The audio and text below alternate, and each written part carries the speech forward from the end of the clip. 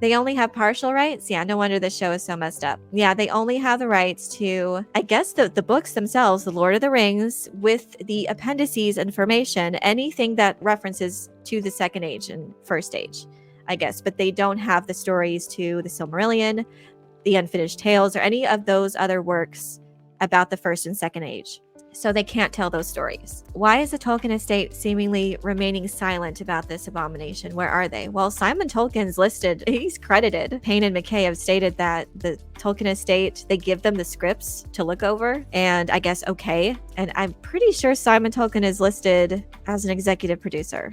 I'm pretty sure he's on the credit somewhere. Well, and obviously the finished product bears this out. I don't think they're concerned with whether or not it stays within what Tolkien wrote and canon and the rules of this universe and lore. I really just think, I assume, and this is just speculation on my part, when they send them the scripts, I think they're just looking it over to make sure that they're not including anything that they don't have the rights to, that they haven't paid for, basically. I think that's the only thing that they're looking over those scripts for when they get them. That's just my speculation, because clearly adherence and faithfulness to the canon, to the lore, isn't a priority. Otherwise, this whole thing wouldn't exist. This is what happens when you try to create from something you have no love for, just a sickly parody of what Greek writers think Tolkien is. It comes across as just inexperienced writers trying to pass off as a Middle-earth fan fiction show. The writers have no understanding of Tolkien at all. It would be funny if it didn't come off both as lazy and uncaring. I mean, I can laugh about it now, but when I'm watching it, it's not funny. It's torturous and it's really sad.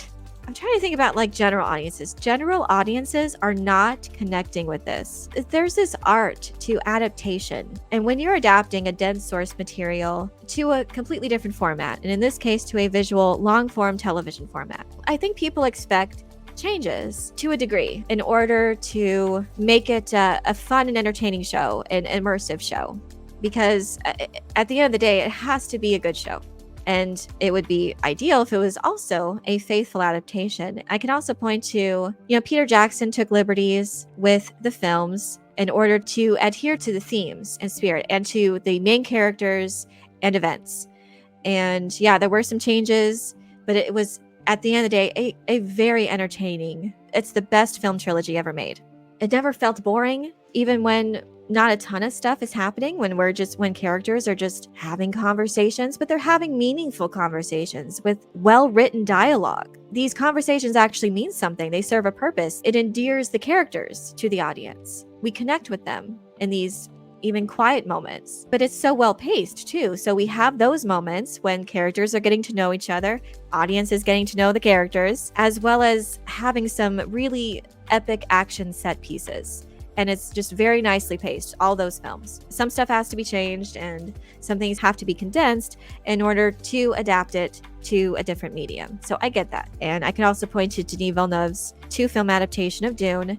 And while I have my issues with Dune Part 2, as far as its time compression, a couple characters were changed significantly because of that, at the end of the day, both films are very entertaining and immersive. And I felt it was in keeping with the main themes and the main character of Paul Atreides' journey. So even with the changes, I feel it was still very accessible. And I think this is what Denis Villeneuve tried to keep in mind, that it was to be accessible to everyone, and hopefully bringing new fans, hopefully making new fans to dive into the source material and Frank Herbert's books themselves. If they want to know more about the different factions and the world and its history, they can do that. But if you don't create an entertaining film, and in this case, an entertaining series, then you're not going to get that result. You're not creating new fans. In fact, the opposite. You're turning away people and fans. Plus, the changes in Jackson's Lord of the Rings films are the exception, not the rule. Lots of great dialogue straight from the books. And we've seen tons of adaptations. And I can also point to the Harry Potter series. I think the first films are very accurate, but as the source material in the books get bigger, more changes have to be made to fit the feature film length.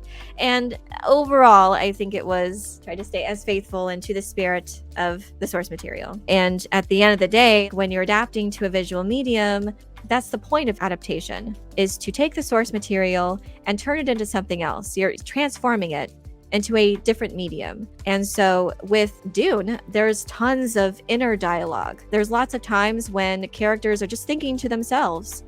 But how are you going to portray that in a visual format? Well, you have to portray it in other ways and in more like visually expressive ways. So I think in some things, Villeneuve was very clever in how he relayed certain events and certain like what's going on in people's heads to the screen. And yeah, there's definitely an art to that.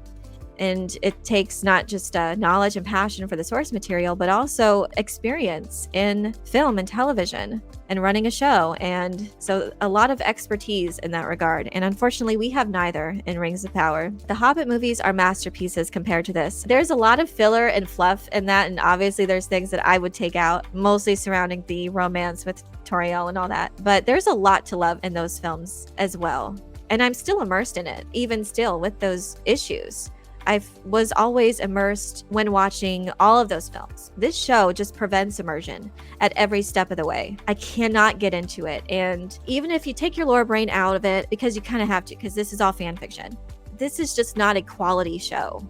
And this is inaccessible for everybody. And that means the show is dying.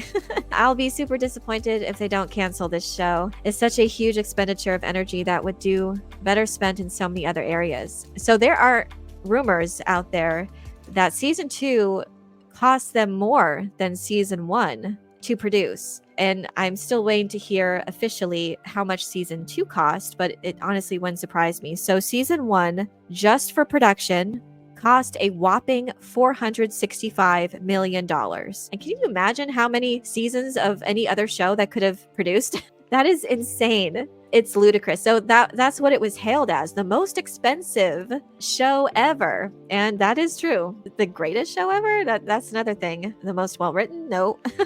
But the most expensive, that's something to tout. The announcement of a billion-dollar adaptation of Tolkien made me excited. The realization that the modern audience made me nervous. The second I heard Harfoot, I was ill. You'll go mad watching it. Yeah, I'm right there with you. It's very unfortunate what we could have had. And I was very excited. And even some comments from Jennifer Salke, I defended because I didn't know what the deal was. They didn't actually reveal that they didn't have the rights to the Silmarillion and all these other tales that Tolkien wrote until like right up to the start of marketing. Did they reveal that? And I'm like, you don't have the rights to adapt Tolkien stories, then what are you doing? And then they came out with original characters that they introduced, like Isildur has a sister now, and I'm like, why?